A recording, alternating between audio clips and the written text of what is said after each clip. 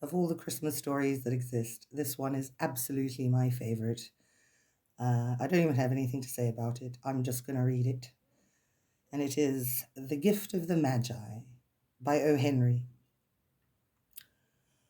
$1.87. That was all.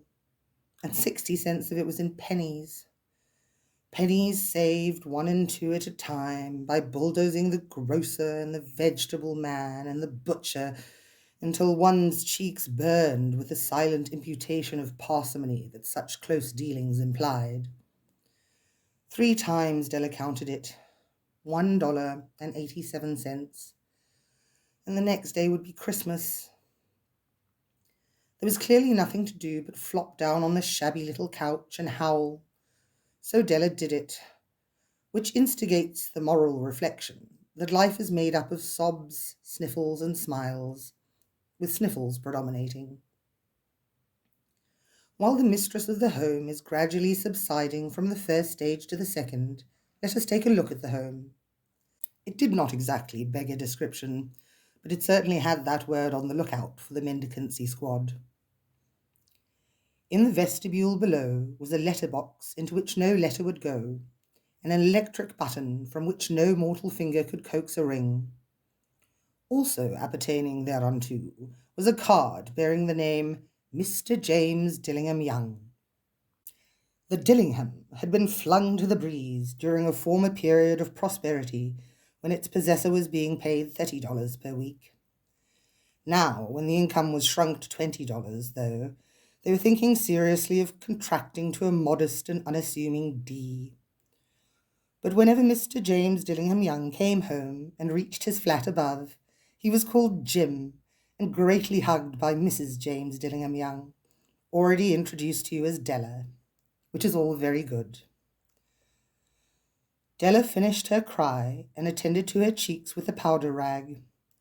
She stood by the window and looked out dully at a grey cat walking a grey fence in a grey backyard. Tomorrow would be Christmas Day, and she had only $1.87 with which to buy Jim a present. She had been saving every penny she could for months, with this result. $20 a week doesn't go far. Expenses had been greater than she had calculated. They always are. Only $1.87 to buy a present for Jim. Her Jim. Many a happy hour she had spent planning for something nice for him. Something fine and rare and sterling. Something just a little bit near to being worthy of the honour of being owned by Jim. There was a pier glass between the windows of the room. Perhaps you have seen a pier glass in an $8 flat. A very thin and very agile person may, by observing his reflection in a rapid sequence of longitudinal strips, obtain a fairly accurate conception of his looks. Della, being slender, had mastered the art. Suddenly, she whirled from the window and stood before the glass. Her eyes were shining brilliantly, but her face had lost its colour within 20 seconds. Rapidly, she pulled down her hair and let it fall to its full length. Now, there were 2 possessions of the James Dillingham Youngs in which they both took a mighty pride. One was Jim's gold watch that had been his father's and his grandfather's. The other was Della's hair. Had the Queen of Sheba lived in the flat across from the airshaft, Della would have let her hair hang out the window some day to dry, just to depreciate Her Majesty's jewels and gifts. Had King Solomon been the janitor, with all his treasures piled up in the basement, Jim would have pulled out his watch every time he passed, just to see him pluck at his beard from envy. So now Della's beautiful hair fell about her, rippling and shining like a cascade of brown waters. It reached below her knee and made itself almost a garment for her. And then she did it up again, nervously and quickly. Once she faltered for a minute and stood still, while a tear or two splashed on the worn red carpet. On went her old brown jacket, on went her old brown hat. With a whirl of skirts, and with the brilliant sparkle still in her eyes, she fluttered out the door and down the stairs to the street. Where she stopped, the sign read, Madame Sofronie, hair goods of all kinds. One flight up Della ran and collected herself, panting. Madame, large, too white, chilly, hardly looked the Sofronie. Will you buy my hair? Asked Della. I buy hair, said Madame. Take your hat off, and let's have a sight at the looks of it. Down rippled the brown cascade. $20, said Madame, lifting the mass with a practised hand. Give it to me quick, said Della. Oh, and the next 2 hours tripped by on rosy wings. Forget the hash metaphor. She was ransacking the stores for Jim's present. She found it at last.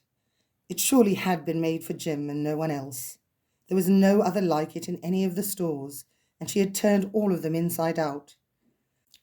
It was a platinum fob chain, simple and chaste in design, properly proclaiming its value by substance alone, and not by meretricious ornamentation, as all good things should do. It was even worthy of the watch. As soon as she saw it, she knew that it must be Jim's. It was like him, quietness and value. The description applied to both. $21 they took from her for it, and she hurried home with the 87 cents. With that chain on his watch, Jim might be properly anxious about the time in any company. Grand as the watch was, he sometimes looked at it on the sly, on account of the old leather strap that he used in place of a chain. When Della reached home, her intoxication gave way a little to prudence and reason. She got out her curling irons and lighted the gas and went to work repairing the ravages made by generosity added to love, which is always a tremendous task, dear friends, a mammoth task.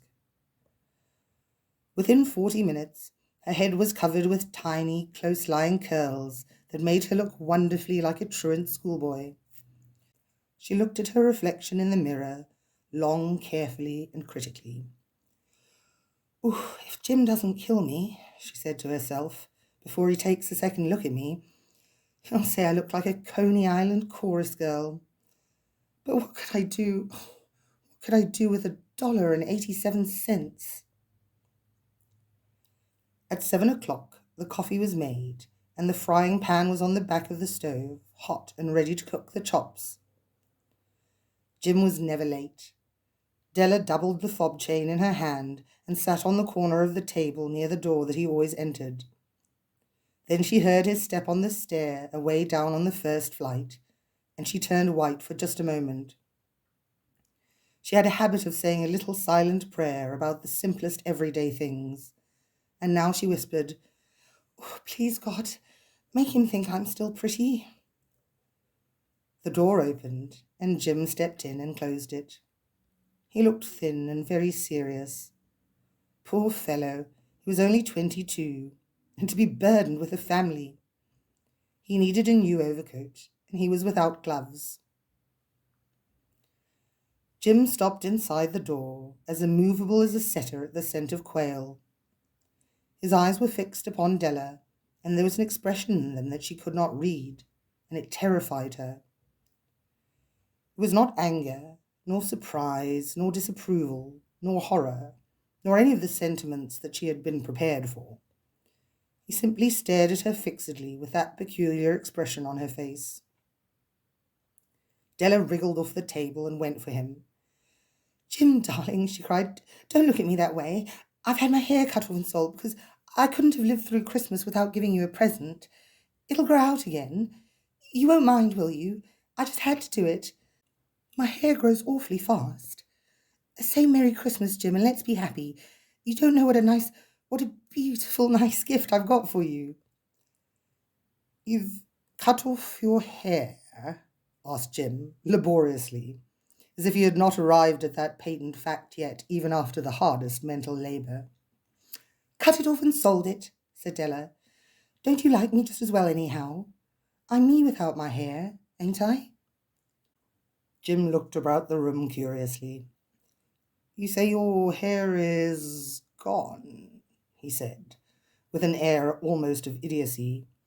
"You needn't look for it," said Della. "It's sold, I tell you. Sold and gone too. It's Christmas Eve, boy. Be good to me, for it went for you. Maybe the hairs of my head were numbered," she went on with a sudden serious sweetness, "but nobody could ever count my love for you. Shall I put the chops on, Jim?" Out of his trance, Jim seemed quickly to wake. He enfolded his Della. "For 10 seconds, let us regard with discreet scrutiny some inconsequential object in the other direction. $8 a week or $1 million a year. What's the difference? A mathematician or a wit would give you the wrong answer. The Magi brought valuable gifts, but that was not among them. This dark assertion will be illuminated later on." Jim drew a package from his overcoat pocket and threw it upon the table. "Don't make any mistake, Dell," he said, "about me. I don't think there's anything in the way of a haircut or a shave or a shampoo that could make me like my girl any less. But if you'll unwrap that package, you may see why you had me going a while at first." White fingers and nimble tore at the string and paper, and then an ecstatic scream of joy, and then, alas, a quick feminine change to hysterical tears and wails, necessitating the immediate employment of all the comforting powers of the lord of the flat. For there lay the combs, the set of combs, side and back, that Della had worshipped long in a Broadway window. Beautiful combs, pure tortoiseshell with jewelled rims, just the shade to wear in the beautiful vanished hair. They were expensive combs, she knew, and her heart had simply craved and yearned over them without the least hope of possession. And now they were hers, but the tresses that should have adorned the coveted adornments were gone. But she hugged them to her bosom, and at length she was able to look up with dim eyes and a smile and say, "My hair grows so fast, Jim." And then Della leapt up like a little singed cat and cried, "Oh, oh!" Jim had not yet seen his beautiful present. She held it out to him eagerly upon her open palm. The dull, precious metal seemed to flash with the reflection of her bright and ardent spirit. "Isn't it a dandy, Jim? I hunted all over town to find it. You'll have to look at the time 100 times a day now. Give me your watch. I want to see how it looks on it." Instead of obeying, Jim tumbled down on the couch and put his hands under the back of his head and smiled. "Dell," said he, "let's put our Christmas presents away and keep 'em a while. They're too nice to use just at present. I sold the watch to get the money to buy your combs. And now suppose you put the chops on." The Magi, as you know, were wise men, wonderfully wise men, who brought gifts to the babe in the manger. They invented the art of giving Christmas presents. Being wise, their gifts were no doubt wise ones, possibly bearing the privilege of exchange in case of duplication. And here I have lamely related to you the uneventful chronicle of 2 foolish children in a flat, who most unwisely sacrificed for each other the greatest treasures of their house. But in a last word to the wise of these days, let it be said that of all who gave gifts, these 2 were the wisest. Of all who give and receive gifts, such as they are the wisest. Everywhere they are wisest. They are the Magi.